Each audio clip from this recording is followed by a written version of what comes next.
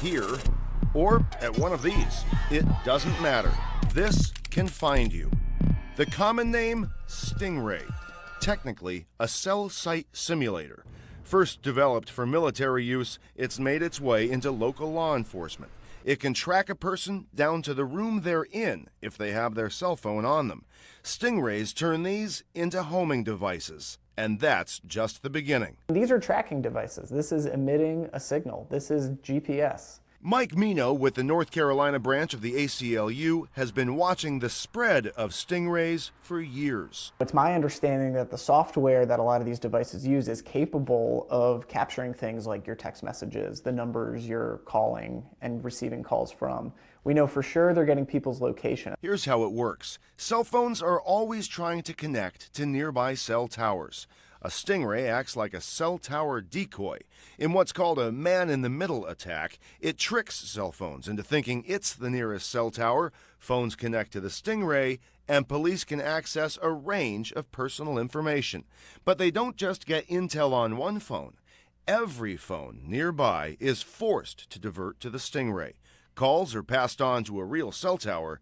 Data scooped up stays with police. When you ask them why they're using it, they'll say, well, we're targeting certain individuals, but the nature of the technology is so expansive that you cannot use this without countless innocent people having their data captured as well. The I-Team has learned at least 3 law enforcement agencies in the Triangle have been using cell site simulators, but they don't like to talk about it, and may not be allowed to. These 2 purchase orders show Raleigh and Durham police bought variations of the Stingray within the last 10 years.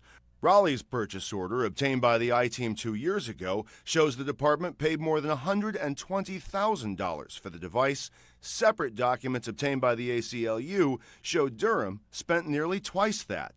In spite of those purchase orders, both departments claimed not to be using one when the I-Team asked recently. Raleigh says they stopped using theirs because of outdated technology. With the Stingray, though, secrecy is part of the deal. Durham's contract with the device's manufacturer includes a strict non-disclosure clause, not just about the Stingray, but about the agreement itself and its subject matter. There is such secrecy around this, and I think it's because it's so powerful. I have a cell site simulator, and we do use it. Wake Sheriff Donnie Harrison is the only current law enforcement officer we could find here or elsewhere willing to talk even a little about the device and how it's used. It's a very useful tool that we use, not only for the bad guys, but for looking people that are lost, looking people that say they're going to commit suicide. Sometimes we have used them for children that's missing that have phones. And basically, that's all about all I'm going to say about it. Harrison told us Wake County has had a cell site simulator since 2008.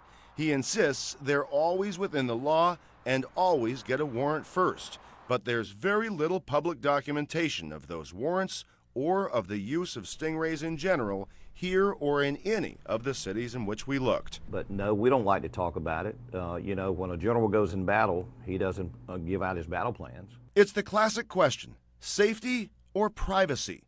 Law enforcement will tell you these things get bad guys off the street and help good people out in the meantime.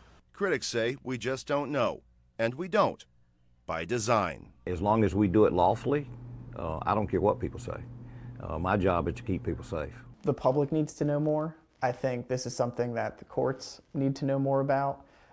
There are real questions about whether a technology that soaks up innocent people's data can be used constitutionally.